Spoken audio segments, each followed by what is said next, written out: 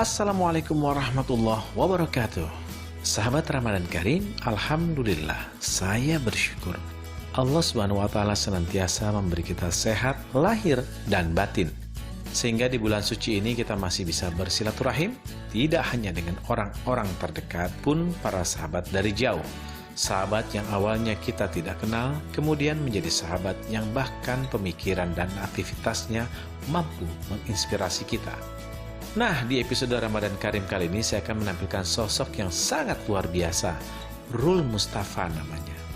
Rul dikenal dengan sebutan lelaki 1000 janda. 1000 janda? Bagaimana mereka bisa melepaskan surga dari rumahnya dengan menitipkan ibu mereka padaku? Begitulah suara hati Rul Mustafa ketika ada sejumlah orang yang ingin menitipkan ibu mereka yang janda di rumah Rul. Sahabat, cuplikan kalimat di atas adalah salah satu dari banyak peristiwa yang dialami Rul ketika dirinya mulai menunaikan amalnya sejak 4 tahun lalu untuk membantu para janda lansia di atas usia 50 tahun. Mulai dari bantuan sembako, perbaikan rumah, hingga mendengarkan curhat para janda dilakukannya tanpa lelah dan pamrih. Seringkali laki-laki berdarah Betawi ini belusukan masuk ke kampung-kampung untuk mencari para janda yang pantas dibantunya. Mereka yang lemah secara materi dan hidup jauh dari bantuan sanak famili. Rul berprinsip, menafkahi tidak harus menikahi. Dan pemberian bantuan itu tidak hanya dilakukan sekali, tetapi berkelanjutan dilakukannya pada orang yang sama. Seperti yang dilakukannya ketika belusukan mencari janda lansia di desa Putat Nutup, Ciseeng, Bogor siang ini. Ya, saya dapat daerah ini, daerah belusukan-belusukan itu karena memang kadang-kadang suka dapat informasi dari netizen gitu kan. Di sini ada janda yang nggak mampu gitu kan. Akhirnya kita datang ke sana, kita proses assessment, kita ngobrol gitu ya. Ternyata memang benar gitu kan, ada beberapa janda-janda yang mereka hidupnya di bawah kekurangan gitu kan. Tapi dengan kekurangannya itu mereka masih tangguh gitu untuk tidak meminta-minta di jalanan gitu kan. Mereka tetap menjadi orang yang di mata Tuhan itu baik lah gitu ya, nggak minta-minta gitu kan. Mereka ya ada yang tadi itu ada yang kerjanya cuma jadi pembungkus lemper, ada bikin rengginang, ada cuman yang bantu-bantu rumah tangga, ada juga yang jadi istilahnya kalau di sini paraji ya, dukun beranak gitu ya, bantu-bantuin untuk ini gitu. Nah, ini yang membuat saya tergerak untuk membantu mereka karena mereka bukan orang-orang yang menurut saya bersandiwara gitu. Mereka orang-orang yang real, perempuan-perempuan tangguh yang ya saya merasa ini berhak untuk dibantu. Sudah lebih dari 4 tahun, laki-laki kelahiran tahun 78 ini menyambangi desa Ciseeng. Secara teratur, Rul menyantuni mereka. Karena mereka sudah tidak punya suami yang pasti itu, tulang punggung mereka sudah hilang gitu kan. Artinya walaupun mereka tetap bekerja tapi pasti ada yang kurang. Itu yang membuat saya merasa, oh dapur mereka harus tetap ngebul, karena mereka pasti menanggung, masih ada anak-anak, masih ada cucu ataupun yang mereka harus tetap beri makan gitu kan.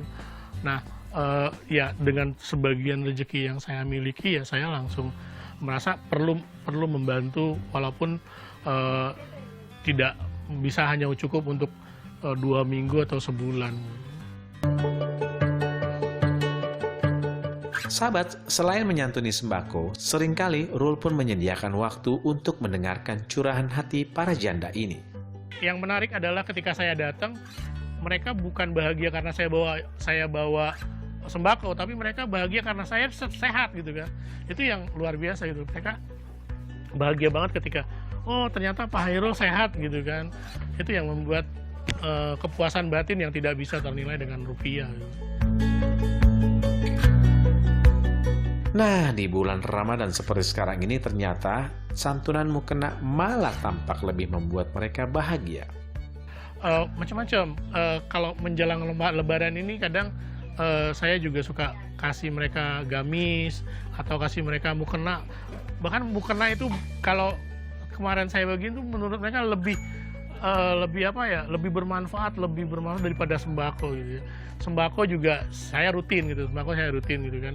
Bukan cuma di bulan Ramadan, tapi memang ketika ada rezeki pasti saya langsung datang ke sini gitu kan.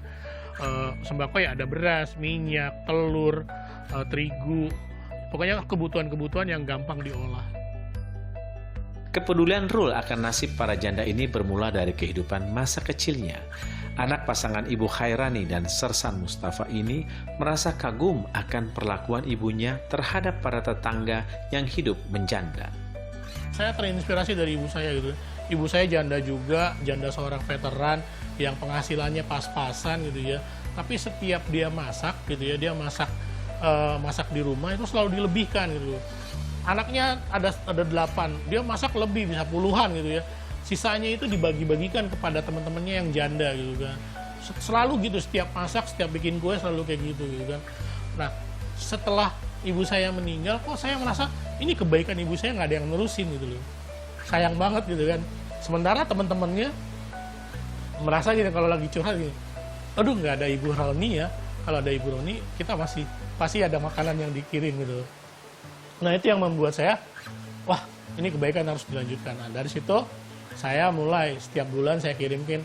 Kalau dulu ibu saya makanan matang, kalau saya sekarang sembako. Setiap bulan saya kirimin ke teman-teman ibu saya.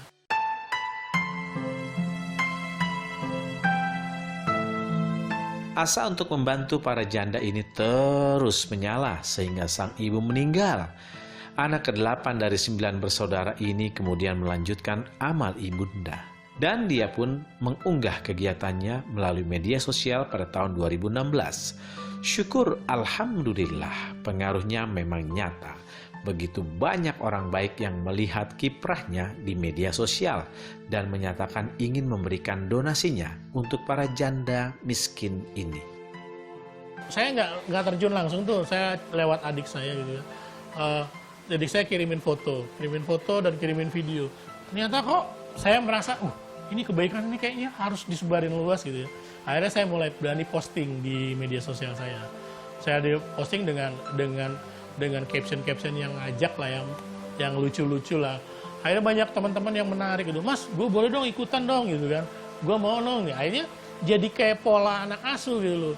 Cuman ini janda asuh gitu kan. Jadi si A, Mas, gue donasi buat janda yang ini ya gitu kan. Akhirnya terkumpul gitu kan hampir 200-an waktu itu, 200-an. Ya udah tiap rutin saya jalani. Tapi karena para janda ini sebenarnya bukan cuma sembako yang mereka butuhkan, tapi butuh kehadiran, mereka butuh didengar, mereka butuh teman ngobrol gitu ya. Selain rasa bahagia, ada juga duka yang kadang dialami Rul. Kita ngobrol banyak, tanya-tanya kira-kira Umi mau apa gitu kan. Nah, ada permintaan-permintaan yang saya belum bisa tepati, tapi beliau sudah meninggal. Itu yang kadang membuat saya merasa berdosa gitu ya. Sama karena saya terpukul gini. Ketika saya belum mencapai kemapanan, ibu saya juga udah meninggal gitu kan.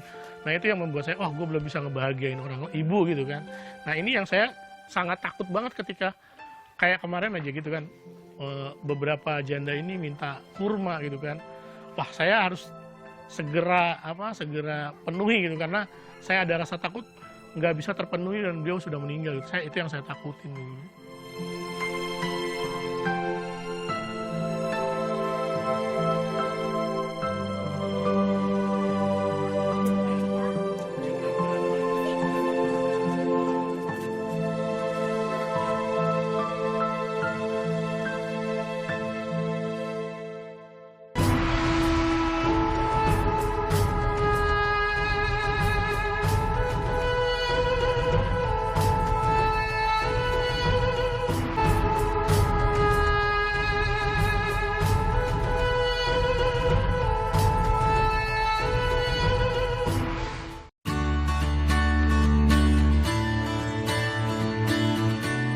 Sahabat Ramadan Karim, sampai saat ini sudah 443 orang janda yang dibantunya.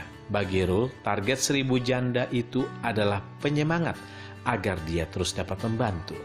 Target 1000 janda itu belum tercapai. Dari kemarin itu 300, sekarang udah lumayan, sudah di angka 443. Ya karena nggak tercapai ya karena ya itu usianya udah di 65 tahun ke atas, jadi ada yang meninggal gitu ya. Sebagai umat Rasulullah SAW, Rul mengaku apa yang dilakukan Rasul adalah teladannya. Kalau kebaikan pasti merunutnya ke Rasulullah ya. Saya selalu ke sahabat-sahabat Rasulullah gitu kan. Rasul juga ngajarin kan, ini orang yang memelihara janda itu pahalanya tinggi gitu kan. Saya sih sebenarnya udah paham itu, tapi program janda ini sebenarnya kan orang melihara anak yatim itu udah banyak. Orang ngasih makan duafa itu udah banyak.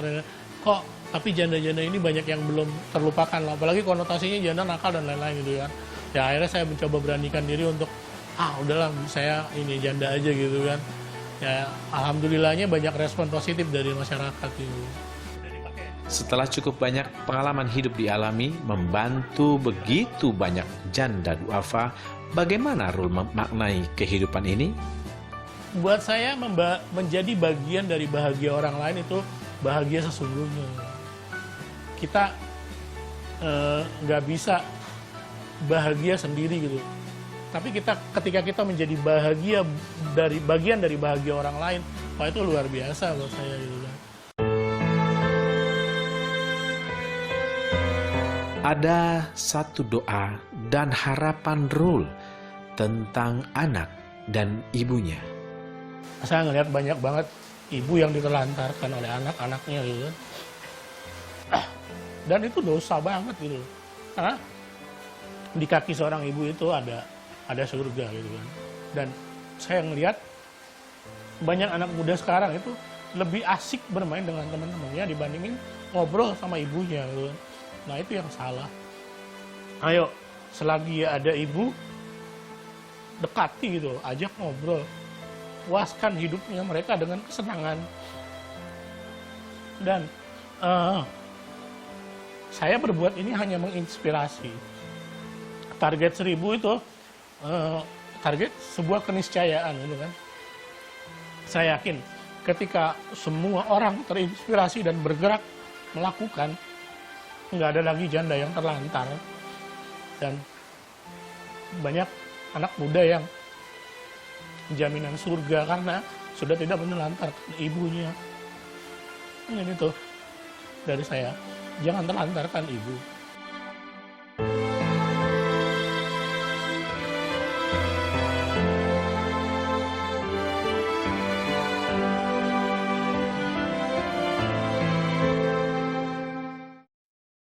ووصينا الإنسان بوالديه حملته أمه وهنا على وهن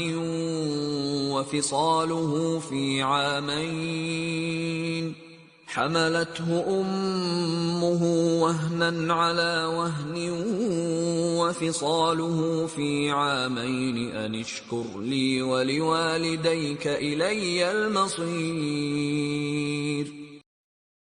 وإن جاهداك على أن تشرك بي ما ليس لك به علم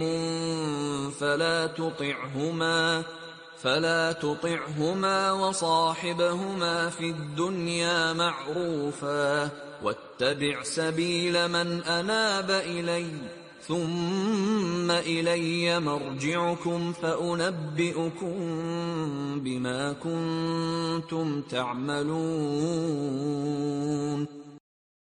Dan kami perintahkan kepada manusia agar berbuat baik kepada kedua orang tuanya. Ibunya telah mengandungnya dalam keadaan payah yang bertambah-tambah dan menyapihnya dalam usia 2 tahun. Bersyukurlah kepadaku dan kepada kedua orang tuamu. Hanya kepadakulah tempat kembalimu. Dan jika keduanya memaksamu untuk mempersekutukanku dengan sesuatu yang engkau tidak memiliki pengetahuan tentang itu, maka janganlah engkau mematuhi keduanya dan pergaulilah keduanya di dunia dengan baik dan ikutilah jalan orang yang kembali kepadaku. Kemudian, hanya kepadakulah tempat kembalimu, maka aku akan beritahukan kepadamu apa yang telah kamu kerjakan.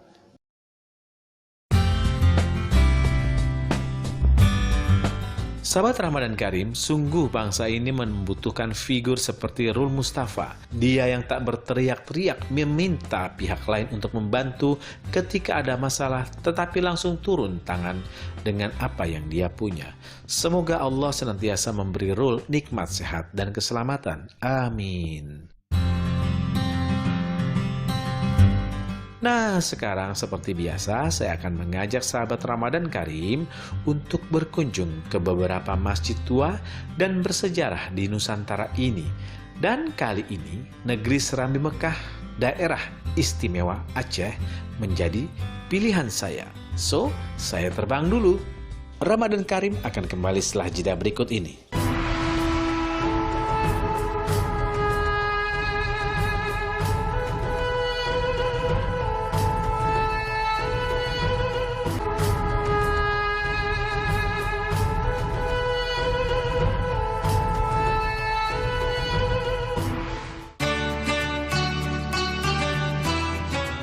Sahabat, ada yang tahu kenapa Aceh disebut negeri Serambi Mekah?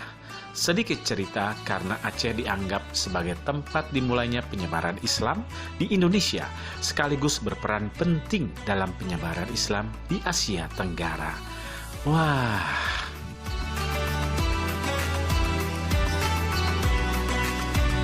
Karena letak masjid yang akan saya tuju berada di Kecamatan Aceh Besar, dan itu berjarak sekitar 27 km dari kota Banda Aceh, maka kondisi ini tidak saya lewatkan untuk menikmati pemandangan.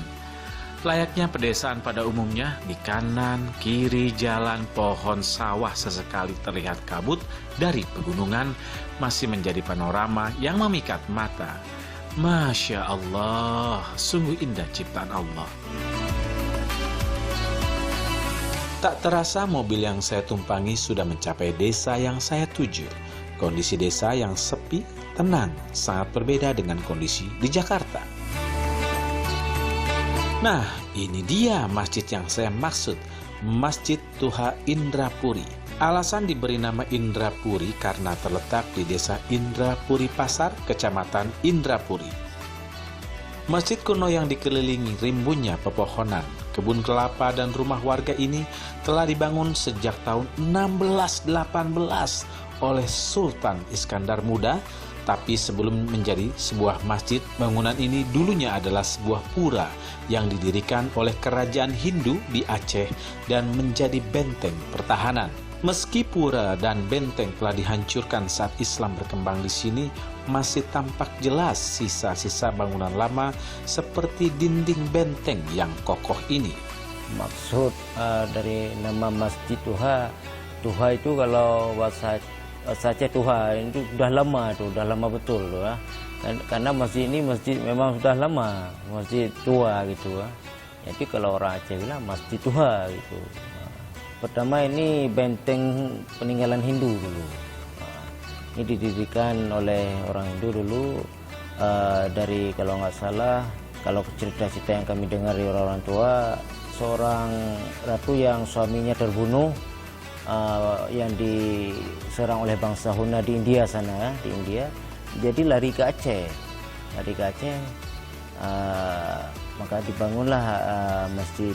Bukan masjid, waktu itu benteng, dibangun benteng ini. Jadi benteng ini bukan hanya benteng Indrapuri. Waktu itu ada 3 anak Indrapuri, tersebar di Indrapuri, Indrapatra, Indrapurwa.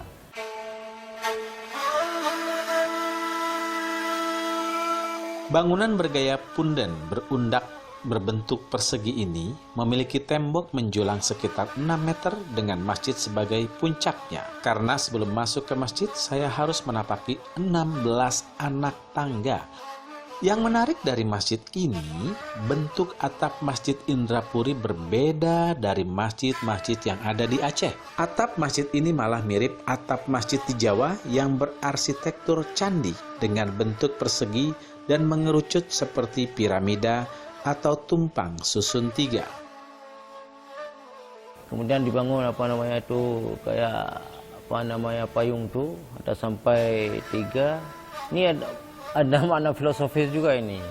Kalau tingkatan pertama ini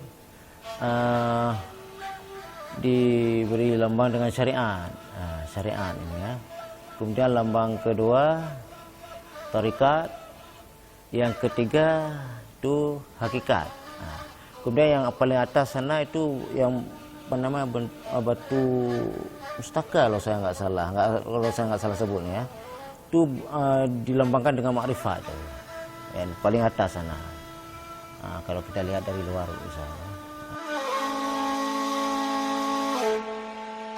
Berselimut lumut, masjid yang pernah menjadi benteng pertahanan ini juga terdapat 2 buah kolam yang difungsikan sebagai tempat berwudu.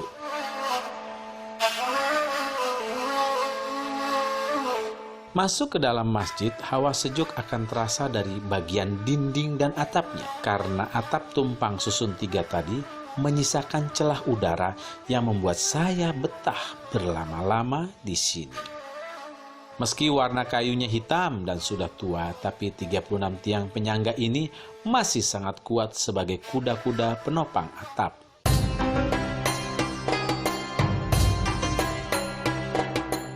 Mendung yang tadi menggelayut, akhirnya hujan tumpah juga, membasahi negeri Serambi Mekah. Dan masalah yang sering terjadi menimpa jamaah saat turun hujan seperti sekarang adalah tampias atau kebasahan dari air hujan.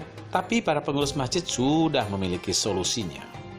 2014 pakai itu kaca itu untuk menahan air, karena kalau angin kalau hujan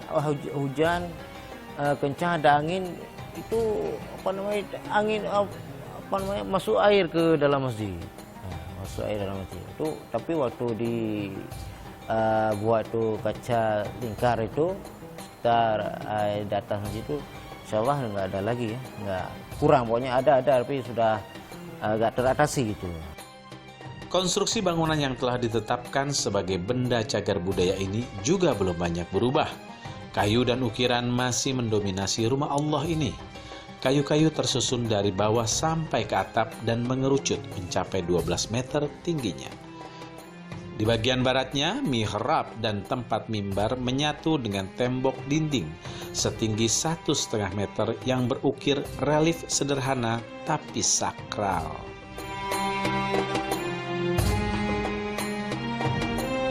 Sahabat Ramadan Karim, masjid yang berada di areal seluas 33.875 meter persegi ini telah mengalami beberapa kali pemugaran, seperti salah satunya untuk bagian lantai. Kalau Ibrani ini enggak, ini baru 2012 yang lalu ini diganti. Sebelumnya Jubin kalau saya nggak salah itu tahun 80-an dibuat.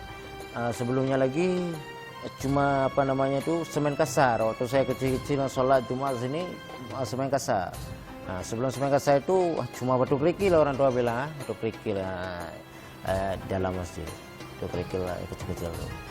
Ya, jadi lantai ini ya tahun 2012 yang lalu ini dibangun, ini belum lama. Karena sudah berusia ratusan tahun, maka demi menyelamatkan dan melestarikan peninggalan sejarah, pemerintah Kabupaten Aceh Besar sudah memasang papan pengumuman di areal masjid ini yang berbunyi dilarang merusak, mengambil atau memindahkan benda cagar budaya. Masjid yang memiliki peranan besar dalam kehidupan bersosial masyarakat pun juga dimiliki Masjid Indrapura ini, seperti sebagai sarana ibadah sholat yang digunakan warga secara berjamaah maupun memperkuat ukhuwah Islamiyah. Puas rasanya berhasil menjejak di masjid tertua yang runtuhan bangunannya dulu adalah pura Hindu sekaligus benteng ini. Sahabat Ramadan Karim, alhamdulillah Semakin kita banyak bersilaturahim, semakin banyak pula ilmu pengetahuan yang kita dapat. Semoga apa yang kami tayangkan dapat menjadi tambahan ilmu bagi kita semua dan bermanfaat. Amin. Saya pamit. Wassalamualaikum warahmatullahi wabarakatuh.